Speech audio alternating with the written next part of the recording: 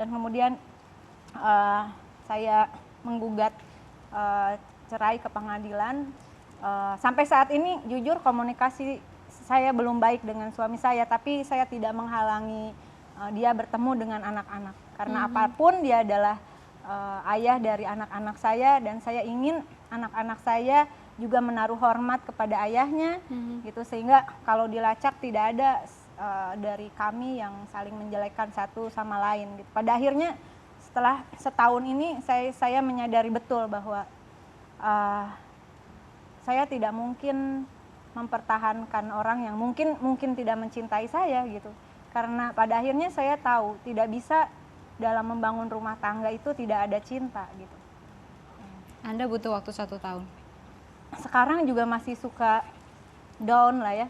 Ini baru tiba-tiba ya karena ada hal yang saya kira saya orang yang seperti orang tua saya yang menikah itu hanya sekali dan hanya maut yang memisahkan gitu ya.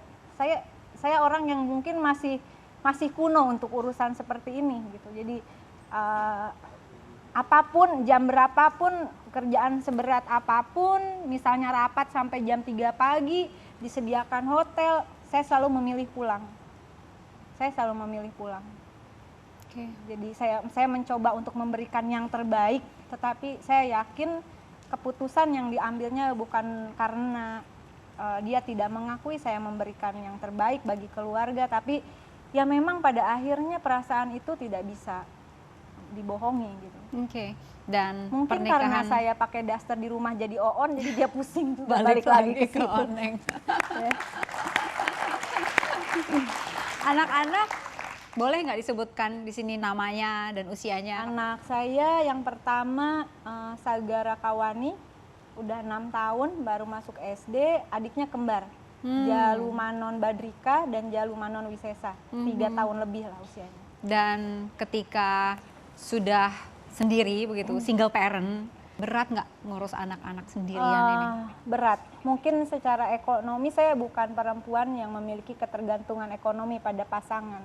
Dan karena saya juga menikah tidak melihat, oh saya harus punya suami yang mampu menghidupi. Enggak. Saya yakin ketika berumah tangga, rezeki itu bukan yang diberikan Allah, bukan untuk saya sendiri atau untuk suami saya sendiri, itu adalah rezeki untuk kita bersama gitu.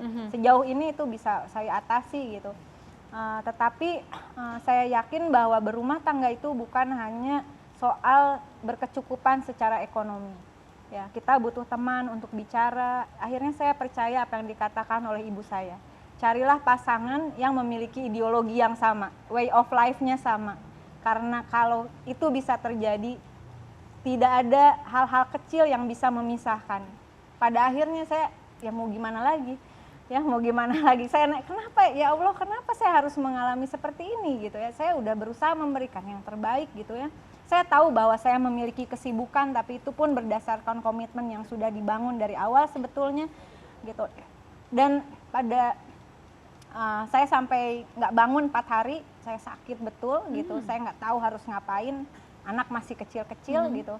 Apakah saya sanggup? Kenapa ini terjadi pada diri saya? Gitu. Apa yang salah dengan saya gitu kan? Terus pada akhirnya saya pikir, kalau saya sakit, anak-anak dengan siapa? Kalau saya sakit, bagaimana harapan terutama para buruh dan TKI itu yang telah memilih saya gitu. Jadi saya harus bangun, saya harus bangkit, saya nggak bisa kayak gini terus gitu. Dan akhirnya saya tahu dalam hidup tidak semua keinginan itu terpenuhi. Dalam hidup tidak semuanya harus dipertanyakan dan tidak semua hal ada jawabannya. Yang ada jalanin aja dengan ikhlas. Saya yakin Allah punya rencana yang terbaik, itu aja. Wow, kita kasih semangat ya.